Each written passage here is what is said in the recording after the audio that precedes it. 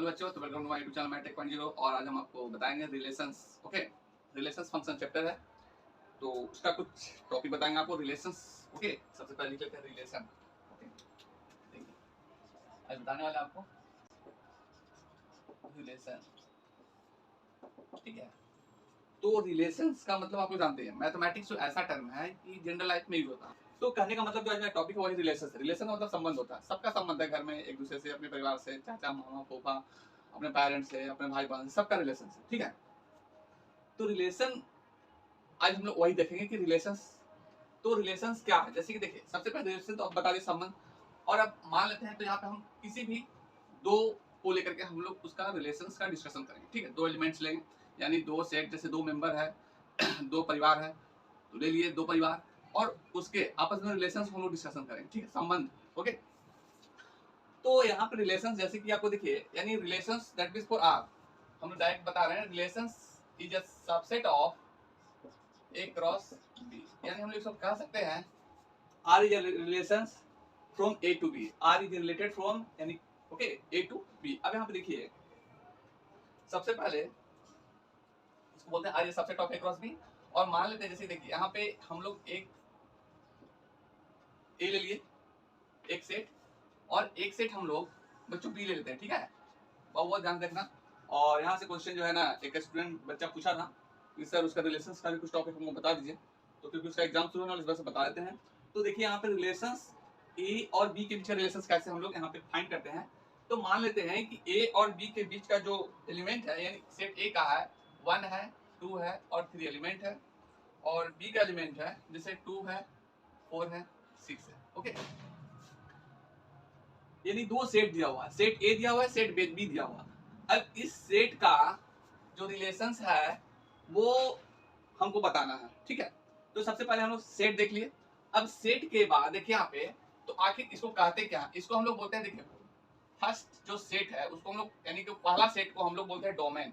Okay, domain of R. Okay, इसको हम लोग डोमेन बोलते हैं। सेट ऑफ फर्स्ट कोऑर्डिनेट, इसको हम लोग बोल सकते हैं, देखिए set of first coordinate of element of R. Okay, domain क्या हो गया, set of first coordinate of elements of R. Range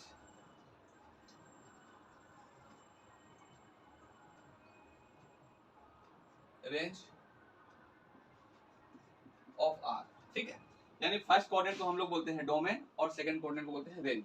तो second set of second coordinate of elements of R.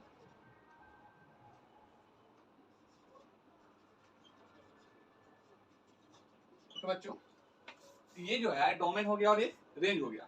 अब एक आता है कोडोमेन। कोडोमेन क्या है बता देते हैं, कोडोमेन ऑफ आर। कोडोमेन क्या है, सेट बी, इसमें जो सारा एलिमेंट है इसको हम बोलते हैं codomain. Set of elements of B.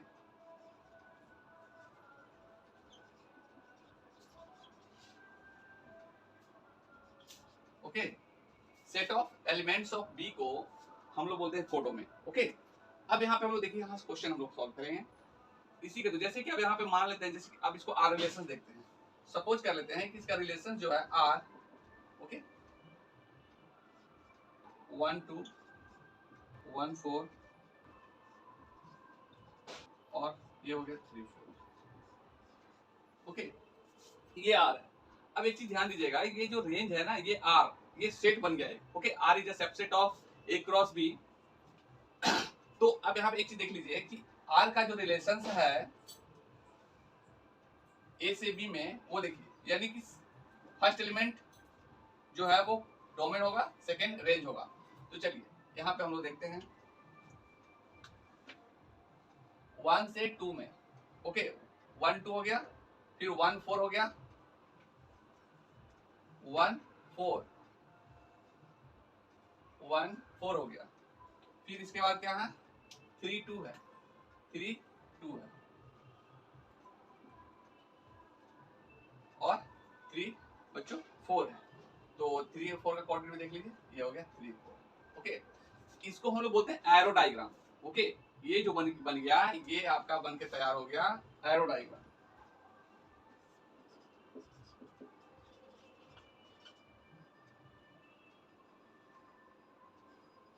Arrow, ये एरो डायग्राम हो गया। तो हम लोग रिलेशंस में यही देखेंगे कि सबसे पहले मेरे को 2 सेट दिया हुआ, फिर से रिवीजन करवा दें, देख समझ लीजिए।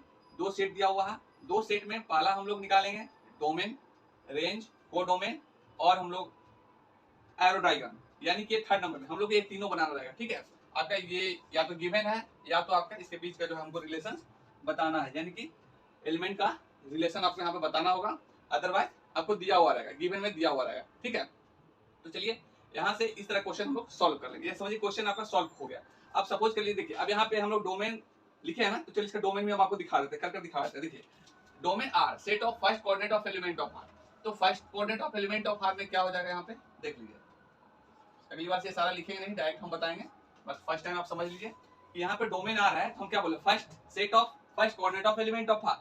सेट ऑफ फर्स्ट कोऑर्डिनेट क्या है, 1 है, 2 है, 3 है।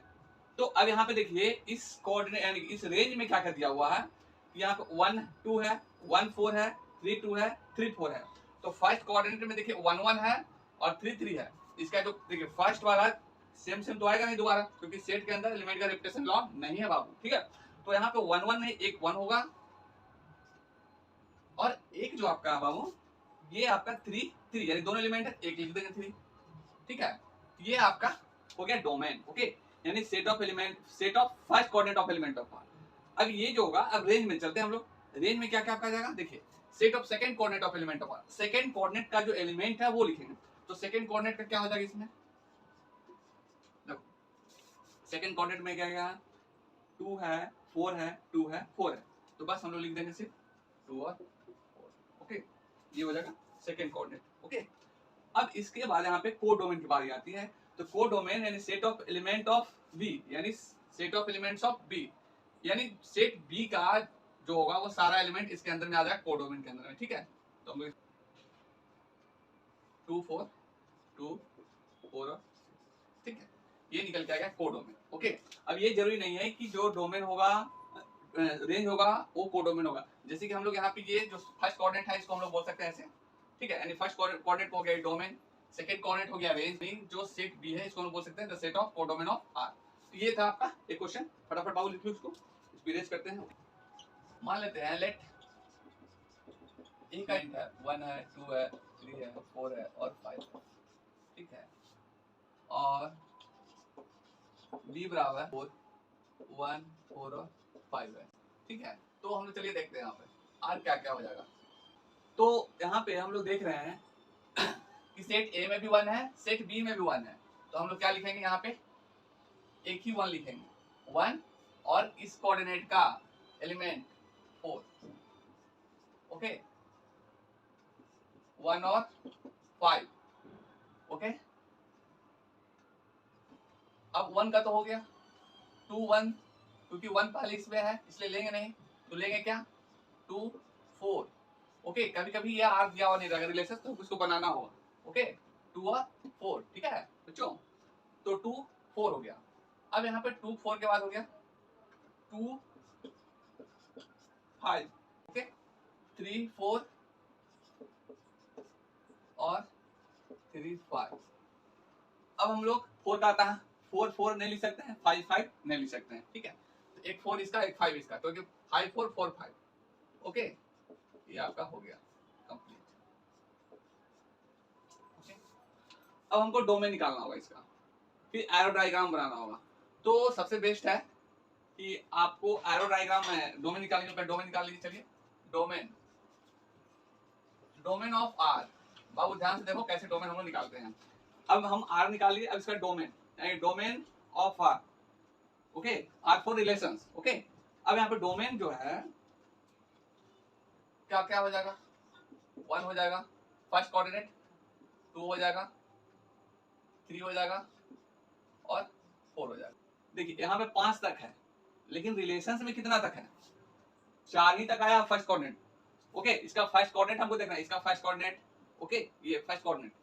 ओके, अब हम लोग रेंज आते हैं। रेंज ऑफ आर 4 5 4 5 4 5 4 5 5, यानी कि मात्र और मात्र 2 एलिमेंट है। ठीक है, यानी ये हो गया सेकंड कोऑर्डिनेट। समझ में आ गया? यानी कि जब हम एरो डायग्राम आए उसके अंदर का एलिमेंट, सभी एलिमेंट जरूरी नहीं कि सभी एलिमेंट हो जाएगा। ठीक है, सब एलिमेंट की बात नहीं की, set of element of A. Okay, इसका मतलब ये नहीं कि set of all element of A. हाँ, कोड डोमेन में set of all element of B हो जाएगा। क्लियर है? तो यहाँ पे रेंज हो जाएगा। अब हम लोग को जब रेंज यहाँ पे आ गया तो हमको कोडोमेन निकालना है। कोडोमेन कोडोमेन ऑफ आर, तो कोडोमेन बाबू क्या हो जाएगा? All coordinate of element of B 1 4 और 5, ये हो गया इसका एलिमेंट। अब जैसे कि हम लोग कोडोमेन यहाँ पे लिखे हैं, तो कोडोमेन का अब इसको हम एरो डायग्राम बना रहे हैं। ठीक है, एरो डायग्राम इधर कर लेना है।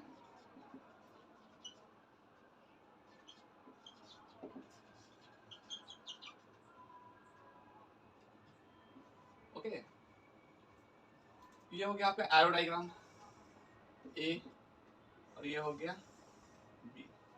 ओके, अब इसके अंदर का जो एलिमेंट हम लिख लेते हैं 1 2 3 4 5, 1 4 और 5।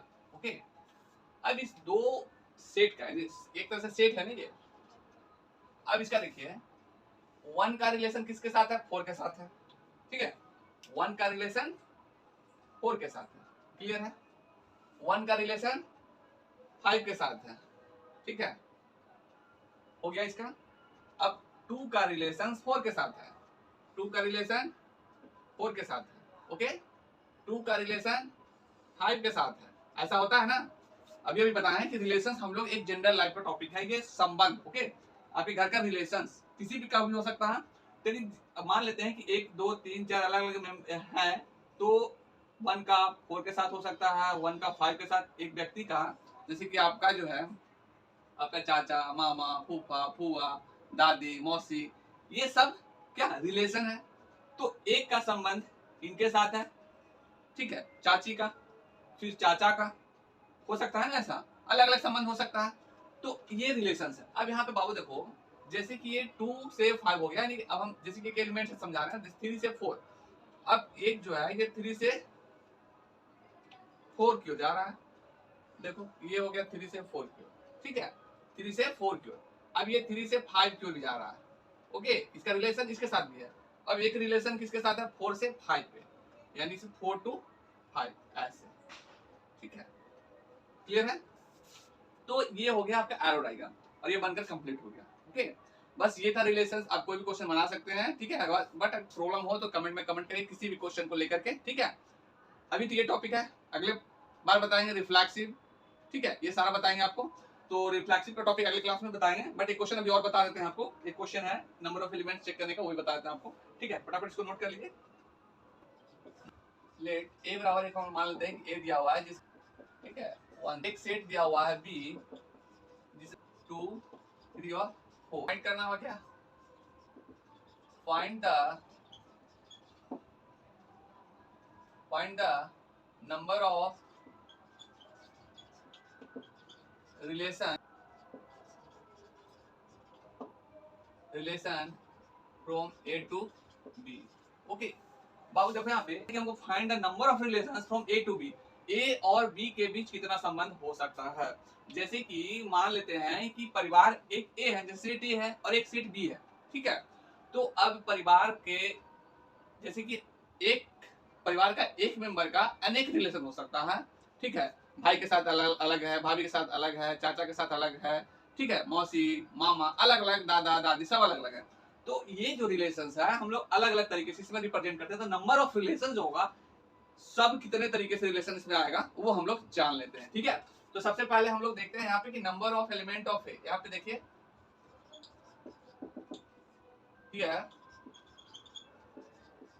Na बराबर नंबर ऑफ, इसका मतलब हो गया, देखिए Na लिखने का मतलब है कि number of element of A 2 है। अब NB लिख रहे हैं यानी कि number of element of B. Okay बाबू देखो, number of element of B कितना है, 3 है, ठीक। तो number of element of A cross B कितना हो जाएगा, 2 into 3 मतलब कि 6 हो जाएगा। Okay, number of subset of A cross B equal to 2 पे पावर 6, ठीक है। जितना भी रहेगा 2 पे पावर m, जनरल फार्मूला है number of subset of A cross B का 2 टू द पावर m है। तो यहाँ पे कितना आ गया m, यानी कि a number of element of A cross B equal to m हो गया। जैसे कि यहाँ पे देखिए n a cross b equal to m अगर होता है तो number of subset of A cross B equal to 2 power m, ये फार्मूला ठीक है। अगर ये ऐसा है ठीक है, तो हम लोग लिख लेंगे 2 पावर 6 यानी 2 पावर 6 इक्वल टू 64। ओके, कहते हैं यानी इसको नंबर ऑफ रिलेशन, इसको ऐसे कहेंगे number of subset of A cross B, का मतलब कि नंबर ऑफ रिलेशन